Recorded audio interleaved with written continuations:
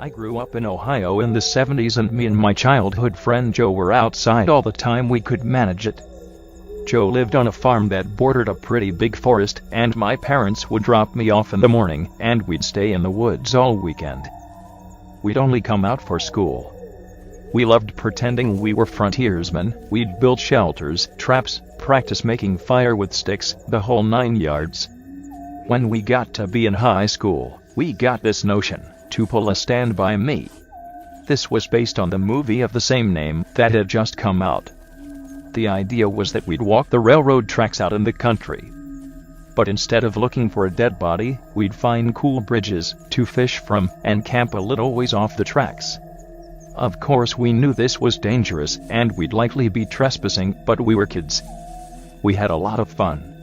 We did find beautiful rivers, we discovered bridges no one went to, we fished, we hid from trains. At night we camped in woods just near the tracks and made small hidden fires. Nothing bad ever happened. It was idyllic. In fact, it was so fun we did it multiple times. Never had a problem.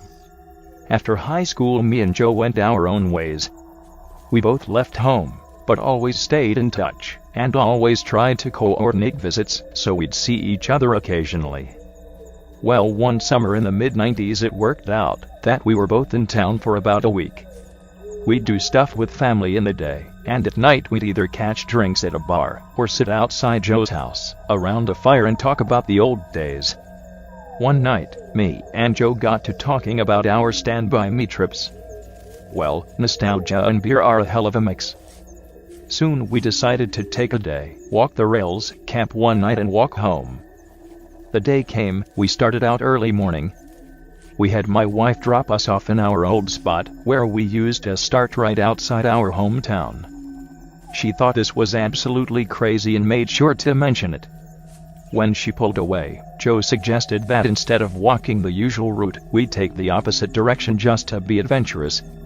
We knew the land well, we had a map, so I gave a what the hell, and off we set.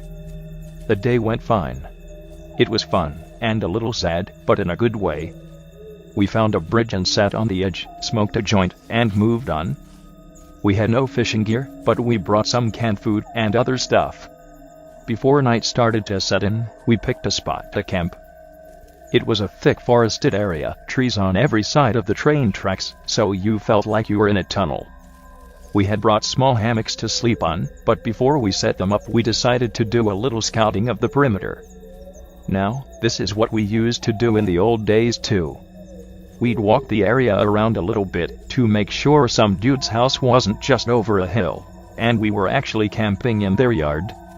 We walked maybe 100 or so feet into the woods, and up a small incline. We figured if we didn't see anything from on top of this short hill, we'd be fine. But when we got to the top, we saw an old building down at the bottom, about 100 yards into the woods. It was barely visible. We pondered over what to do.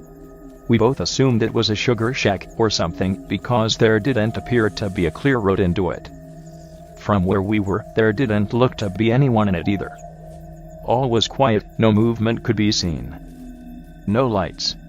We decided to walk a little closer just to make sure. We came down the hill very slowly, and as we neared the building we saw it wasn't a sugar shack at all, it was an old church. It looked like it had been abandoned for years. It was a squat, sagging building, whose wooden planks were almost black from years of moss and rot. A cross still stood on top of the place, also weathered black.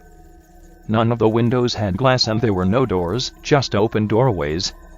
We got close enough to see inside. There were rows of pews and a built-up section in front for a preacher to stand. We didn't go all the way in, we didn't want to. Beyond all that, there was no sign of anyone else. No footprints, no paths, no roads. It was an abandoned church. We left immediately and went back up the hill to our spot we had picked to camp. Having a hill between us and the church made us feel better, but we were still a little uneasy. We chalked it up to the natural creepiness seeing a church in the middle of the woods would elicit. Besides, at this point it was dusk, and we just decided to rig up our hammocks and go to sleep and move on at early morning. Night set in, and, as we lay in our hammocks and shot the shit, we began to hear something in the direction of the church. Our conversation about it went a little like this. "Do you hear that? What the fuck is that? It sounds like people singing."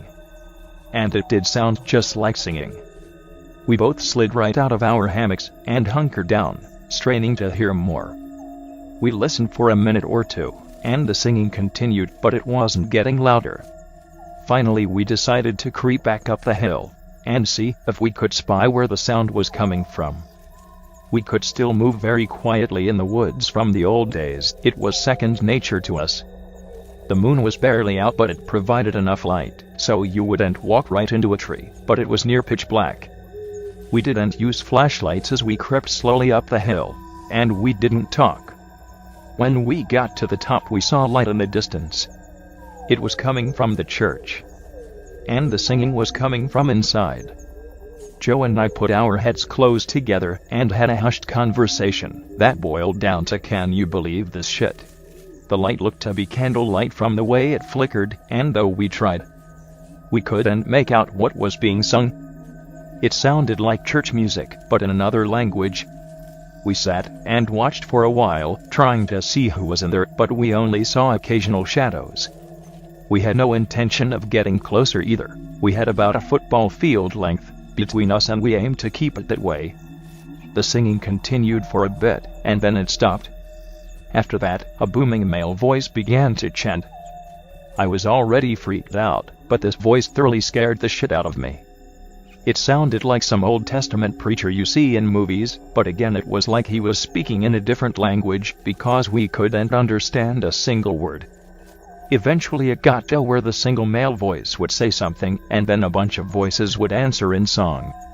This lasted for a while, and then they all broke into this long, sustained wail that just kept getting louder.